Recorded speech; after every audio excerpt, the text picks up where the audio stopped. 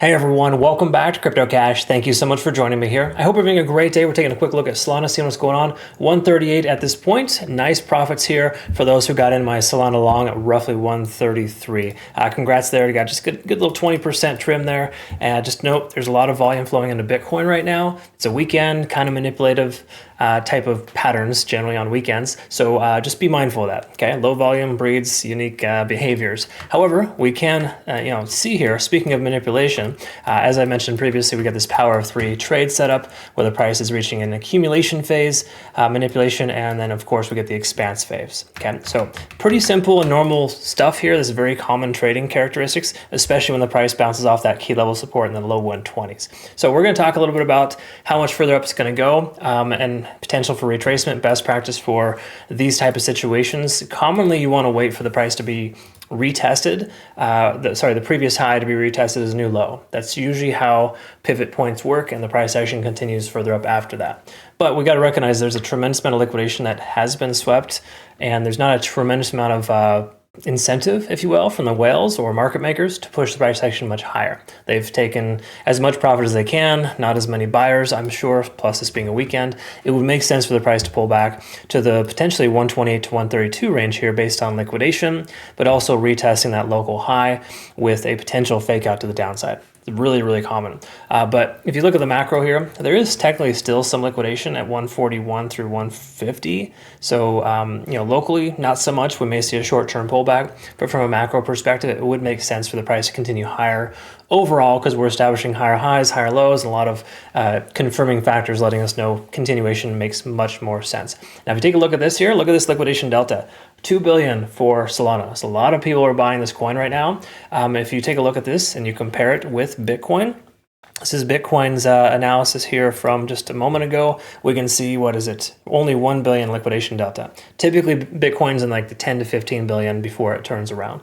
So Bitcoin's just getting started. Solana's already kind of moving pretty fast here, if you will. So this is just a good testament to the fact that you probably shouldn't try to short into this. You're better off waiting for a better long position if that even happens versus shorting against this kind of buying pressure.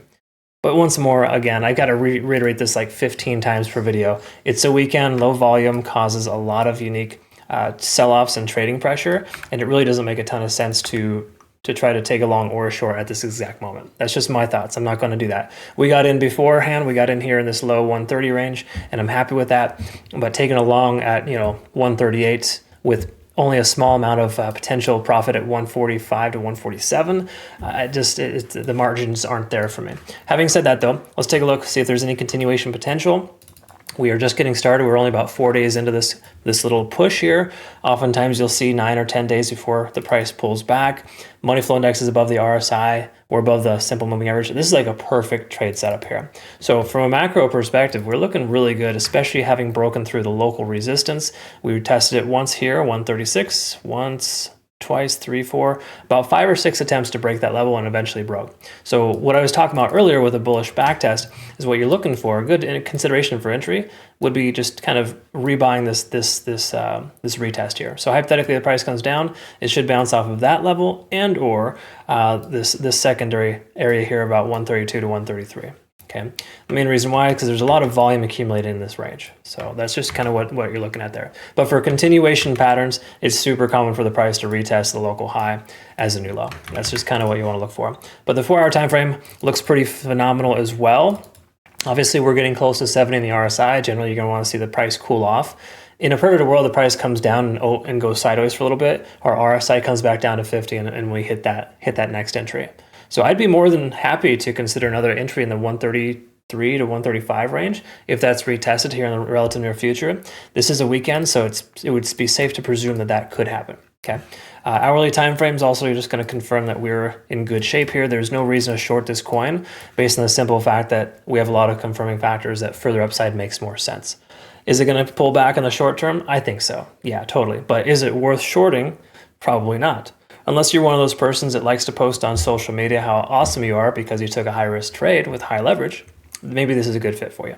Once more, most of the technical analysis is telling us the price is going to go higher, at least on the larger time frames. Short term, a retest here, 136 to 134 would be practical. Once again, point of control, local high. That's kind of where we're at. So this is a good consideration for an entry zone. So I'll post a play out chart in our Twitter, Telegram, and Discord, kind of give you some perspective on my thoughts. If you're not familiar with it, make sure you check it out.